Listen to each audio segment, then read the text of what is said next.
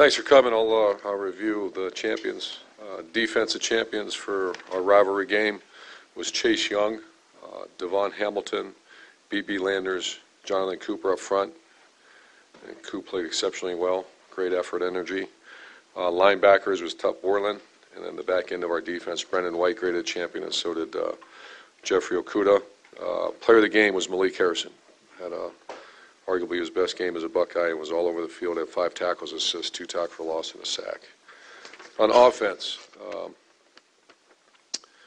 offense champions, you have offensive line, all 5. Isaiah Prince played exceptionally well. Pridgeon, Malcolm Pridgeon, Michael Jordan, Demetrius Knox, and Thayer Munford. And once again, the respect we had for that defensive line to play the way they did. They played outstanding. The quarterback did fairly well, too. He was 20-31 for almost 400 yards, 396, 6 touchdowns, 0 interceptions, and once again, tying that in with the offense line, 0 sacks. Running backs played hard. Mike had 13 carries for 96 yards, and J.K. had 12 carries for 46 yards. Also did well in pass protection. Tight end Luke Farrell played very well. Once again, he had to block some of those defensive ends a few times and had 2 catches for 16 yards, and the receivers were exceptional. As a group, they had 378 receiving yards and 6 touchdowns. Against the #1 pass defense in America. You had Johnny Dixon, graded out champion, KJ, Terry McLaurin, Chris Olave, who we've been talking about him for some time now. He had 2 receptions, 2 touchdowns, and a block punt, which we'll talk about here in a minute. And the player of the game had a career day, 6 receptions, 192 yards receiving, and 2 touchdowns, and that's Parrish Campbell. Special Forces Award, or Special Teams Awards, player of the game. Let's go special efforts, 7 Banks. As I told him, he got a gift.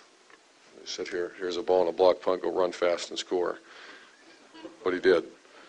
Amir Reep, really exceptional effort. I called him the heroes, and heroes come cheap nowadays. You jump high and run fast, and people call you a hero. No, you're not a hero. The heroes are the guys like Amir Reep that were incredible effort on KJ's punt return, blocked 2 people, and just exceptional effort. I'm really happy to see him play like that. KJ Hill with a 22-yard punt return, and our kicker, Blake, was 10 on 10 on kicks, and really did a nice job on kickoffs. Average hang time was 4, which is, needed to do the most. He played your very best, and he did. Players of the game, Chris Olave, elite player as a freshman, and you got to be careful anointing a guy that soon, but he's tough. He also runs down, I think he ran down on 7 or 8 kickoffs for us. Justin Hilliard's as good a special teams player that I've been around. Had a key block also on the hands team. And then Keandre Jones really had a hell of a day. Just all starts on 3 units, and we call him the 4-6 guy, 4 to 6. Effort-wise, he was phenomenal. Honored to represent the East in the Big Ten championship game. That one's over, and getting ready for a team that plays excellent defense. I just got done watching them for about 3 hours, and I've not studied their offense, but obviously they got an elite quarterback, and they do things very well. So with that said, I'll answer your questions for you. Front row left, Mitch. Urban, you've talked a little bit lately about Dwayne and his development as a team leader. I was wondering, can you point to one point in the season, one play, one game, one period of time where you thought, okay, this guy's going to be the leader that I want him to be?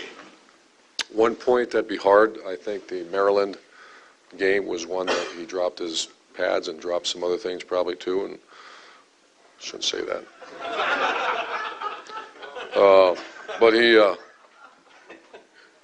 But he dropped his pads and at the toughest time in the game against, once again, a defense, very good defense, and got that at yard. The job of a quarterback, and I can't tell you how many times we've told him, and I've told him, and I've told him, the job of the quarterback is to get a first down, to move the chains. So that's what it was about.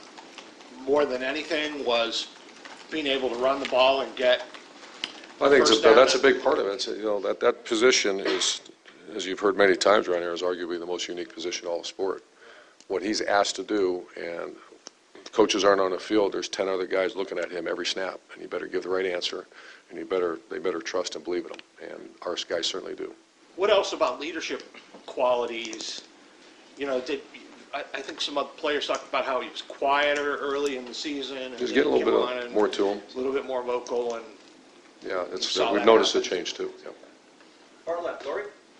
Coach, when we talked about your leaders this year, I think for the most part we've discussed guys who keep things even keel and keep their teammates focused. But who are your energy guys? Who are the guys with high motors whose energy is contagious? Paris Campbell, Johnny, Terry.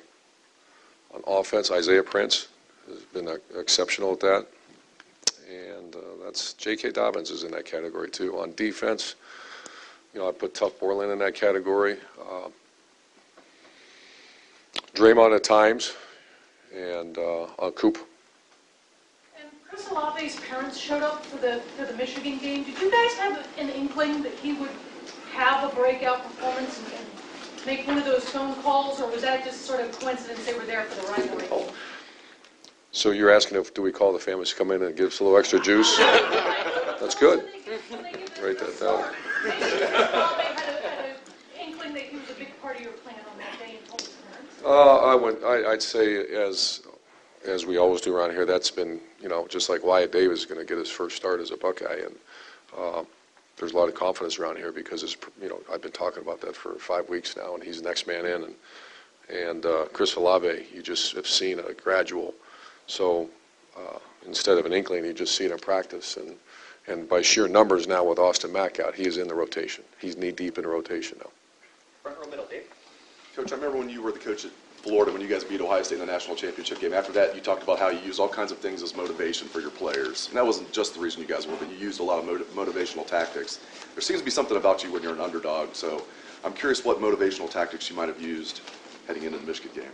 Oh, that's the one, and there wasn't pregame. There actually was a great pregame speech, and it was by Paris Campbell, and that's a 365 game. That's not a one-time shot. That's not a win one for the Gipper type thing. That's we've been working on that one, and that goes from our strength staff to our training staff to spring ball to summer training to training camp. That's a 365 game.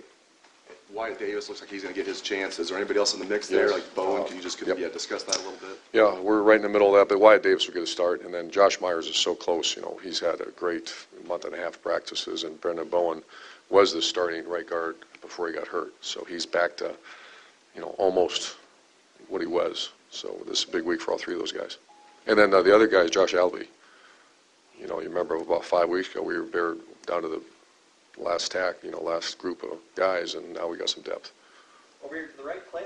When did Dwayne take to film study when did it move from homework assignment to this? That's a good question for Ryan. I think he's always been that. I think he was very well trained. You'd have to ask Ryan. I know that Bryson, his quarterback coach, as he went up through was, I told you when I went and saw him in that recruiting trip, and I sat and watched that workout. It wasn't only great performance, but the coaching was fantastic. So he's been pretty well developed. And if you are a student, how often is that? Is that every day? If you're a quarterback, it's every day. And it's always with coach or on your own, or? Well, it can't be with a coach, but it's every day. There's 20-hour rules and stuff like that, but you're probably a lousy quarterback if you're spending 20 hours getting ready for a game. And so they all have iPads, and he's very, one of the strengths that him and Coach Day have done a good job is identifying, the protections. Front row middle, Phil. Urban, since you guys have returned from the bye week, your defense has had a little bit of fluctuation in terms of how it's played. It was okay against Nebraska, very good against Michigan State, obviously not good against Maryland, good again last week. Just where do you sit with where you guys are in the progress you're making defensively? We're making progress. The pass defense is bothering a lot of people, bothering people and giving up plays. I think rush defense and our linebackers I thought played very well Saturday. Our defense line, you felt like you kind of controlled the game with the defense line. It's just, the making catches on us, and that's going to be a huge part of this game. And then other side of the ball, you talked a little bit about the offensive line after the game, but we've seen here in the past when you've had a line build and build and build throughout the season, toward at the end, it's very good. Are you starting to see that with this group now? I am. It started whenever. You got a big guy missing now, Demetrius Knox, which is a big hit. But I have seen the consistency, we all have, seen consistency start. I can't give you the exact time, but they're playing very well right now. That was their best. That was one of the best I've seen. And once again, it's all, why would you say that? Well, the respect we had for that team we played. Do you have a number of the percentage of time Michigan blitzed you guys on Saturday? I could find that out, but it's a high, I know right out of the chute it was a high percentage. And I can't give you that number. Second row left, Ari. Ruben, I asked you on the call yesterday about the Tate Martell package near the goal line. I don't know if you had more time to review that, but now that Dwayne Haskins is dropping things, I was wondering if that had any impact on the way that you are viewing that package. It hasn't been decided, and I'm a Tate Martell fan, so I'm pushing it real hard. And we're going to do what's best. But I think your question was, appropriate yesterday, but it's certainly not him. Say, well, it's not working because he's not doing a good job. There's other things involved. Yeah, So not something that's anti-Tate. It's just much as it seemed more necessary that you could need that back. I want him in the game. Front row left, Doug. Urban, obviously, we've seen Chris Olave. I think Teron Vincent had a role on third down in the last game. Tyler Friday, Tariq. There's some freshmen, true freshmen, who are doing some things for you here at the end of the year. That's a highly rated recruiting class. In general, we know what Olave is doing. How's that group coming along? Good. Josh Proctor's another name that is one of those unsung heroes for us. Taraji Mitchell played one of his best days, just wiping guys out on kickoff. And once again, the unsung heroes that we called them yesterday, and I showed the whole team sat right here, and it was probably 30 minutes of watching the heroes play. And it's called field position. It's called selflessness. Keandre Jones was ridiculous, but he's not a freshman. But a very good class. And again, what is it you've done a long time for guys this late in the year, some of the first-year guys who just got here? What do you have to see for them to be able to help you? What are you looking for? Practice, and, at this point, it's been decided. It's about 5-6 weeks ago, it's the guys that the care factor, the intensity, Josh Proctor went from a non-productive teammate to a very productive teammate. And it all started with, a couple motivational, inspirational meetings and confrontational meetings. But he's a good kid from a good family and wants to play. And now he's playing at a very high level for us. And I know you want to look forward, but to not look back. But can you just take us a little bit inside the offensive game planning for that Michigan game? It just seemed like you guys in Week 12 had a great idea of what you wanted to do, and then your players went and executed it. Ryan and Kevin and you and the whole offensive staff, can you give us just a brief look at what last week was like and how it came together with the plan? Well, it was going to come down to one-on-one matchups. We knew that, and not just a receiver. They're man-free. That's their base coverage. Their second coverage is cover two. And when I say, one-on-one battles, and you win the battle, you win the war. And we have enough guys win the battle, you win the war. And that goes from Isaiah Prince blocking their number 3 to Thayer Mumford blocking their 15, and then also the inside guys blocking number 10, who's a hell of a player for them. But the one-on-one matchups, our guys did a heck. Obviously, you saw it, and we worked extremely hard on that. But you also have talented guys that really care. Front row right, Bill. What makes KJ Hill unique? He's one of the toughest. He's a real tough guy. He's got a little arrogance to him, and he's very talented. He's not as fast as some of these other guys, but he's a student of the game. He's one of those guys that understands space, understands leverage, and he's got great ball skills. And this is your 4th time at the Big Ten championship game. Given the circumstances this year, the ups and downs, how special is it for you to be back in this situation? Only special if you win it. So it is Coach Mick and I talk about that, about what is the objective. I used to say compete for championships in November, and he went a step further and said get to Indy. And now we're in Indy, so go win it. And can you just give your impressions of Northwestern, what you've studied so far? Yeah, their coach and I have been friends for a long, long time. I think he's one of the best coaches in college football. I don't think he is. He's one of the best coaches in college football. And his kids play like that. I know Coach Hankowitz since he was at Colorado, and Mick McCall, I've known him since he was a high school coach in Denver. And they're just great people that coach their tails off, and their players are a reflection of their staff. Front row right, Tim. Yeah, Urban, following up on that, specifically defensively, what is it that you see from them that just stands out? I mean, They keep it in front of you. They're, they're very smart guys. They, obviously, I don't get into too much technical, but it's just they understand it's all tied together, and they keep the ball in front of you. I don't know I'll probably get that here in a minute, but they're big plays. You just don't see big hits against them. And they're primarily a zone coverage team, and they keep the ball in front of you. And sometimes that's, nowadays that's harder than a team that you know is going to be man coverage across the board. Wyatt Davis, we've talked about him a little bit, but here you are going into a Big Ten championship game and starting a guy for the first time. What are the, I don't know, what's the anxiety level in taking that into account? And what have you seen from him specifically the last several weeks that made you talk about him so much? Just practice. I'm sure you've heard that many times. All of a sudden you just see the guy. We have inside drill every Tuesday, and you just saw this, this kid, a highly recruited guy that was a little lost in the weeds his freshman year, and fatigue would often get him. And once he figured that out, came from one of the best programs in America, in California. But just a guy that's he's a rugged guy, and he's been scratching and clawing for playing time ever since probably 5-6 weeks ago, and it's been close. But we just don't want to disrupt the flow of the 5 guys that are in there. And one thing, I get this question all the time. How are you doing? Good. What are your plans? Good. And then Saturday, the TV camera seemed to be on you as much as it was the action Good. on the field. And just, what are your plans Good. post, whatever? Yeah. Good. So you're good. Good. That's the definitive statement. From our right, Austin. Urban, I don't know if you call them the pop pass or push pass, whatever it is with Paris. There was some debate about whether it should count as a run or pass. How do you guys count it? What do you Pass. What do you like about that play? Well, it's like any play. It's the who's doing it. For a guy like non-Paris running it, it's okay.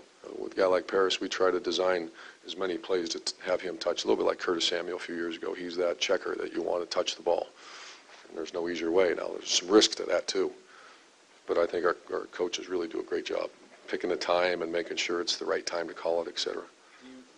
I guess the point is to mitigate the risk by making it count as a pass in case the exchange doesn't go smoothly. That's exactly right. Okay. And you don't have to break when you. That's a great question. We used to do the handoff, you have to slow down a little bit. Here it's just, and you run through it. Second row right, Andy. Could you guys treat special teams a little more special than most programs do? And I was thinking about Chris Olave and those other freshmen. Is that a good way to kind of keep those highly recruited freshmen who aren't playing as much as they're used to engaged, and also for you to evaluate when they're ready to contribute to the offense and the defense? Good to see you. Special teams is something that I get your question, but that's not the way we treat it. We treat it, you will not play it down at Ohio State until you contribute in special teams. It's just the way, it's 3 phases of the game.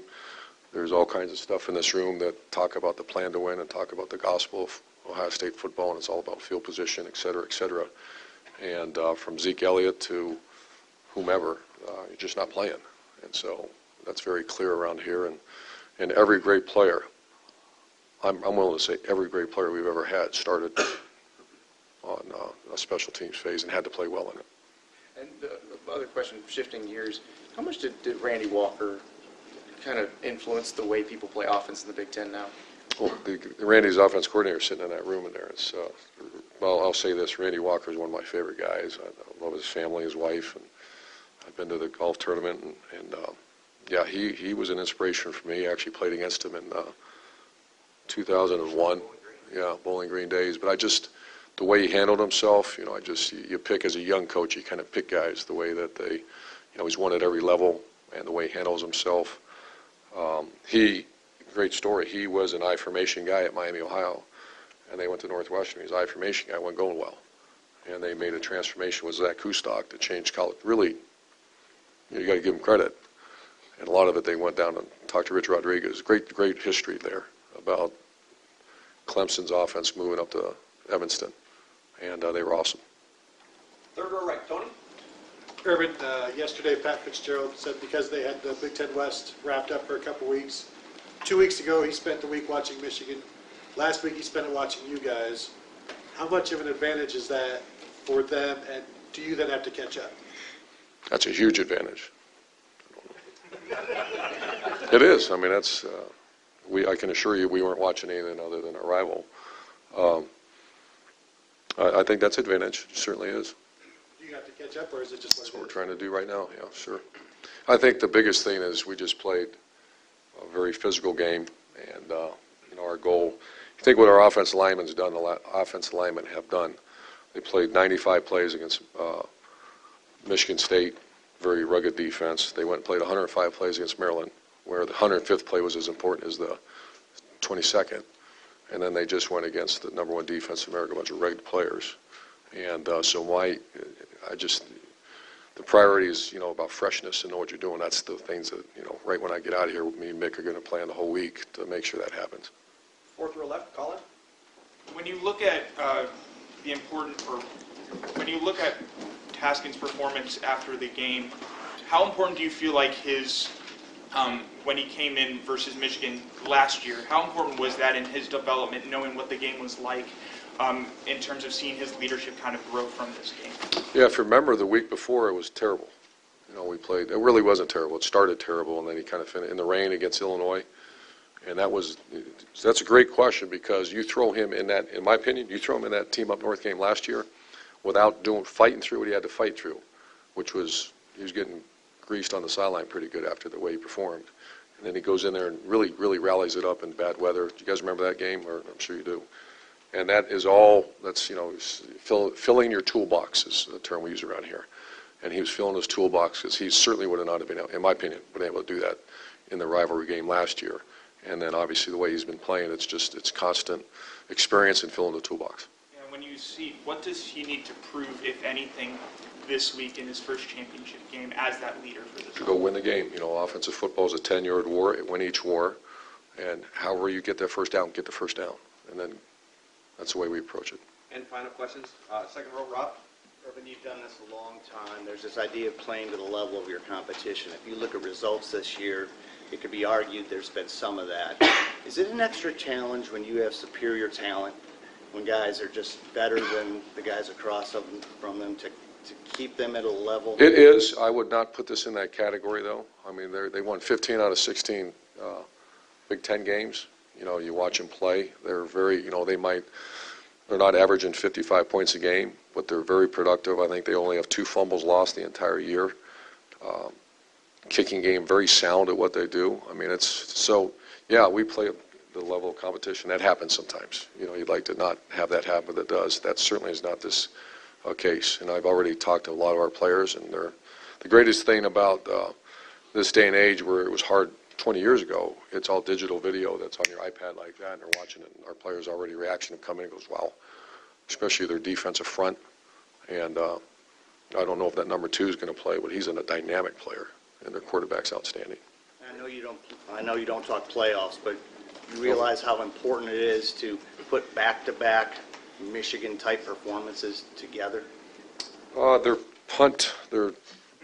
They've rushed 12 times in punt rush, and so we got to be prepared. They skinny the short edge too, so we have to be really sound on that. Last thing, to piggyback on Tim's question, no disrespect, but you're 7-0 against Michigan.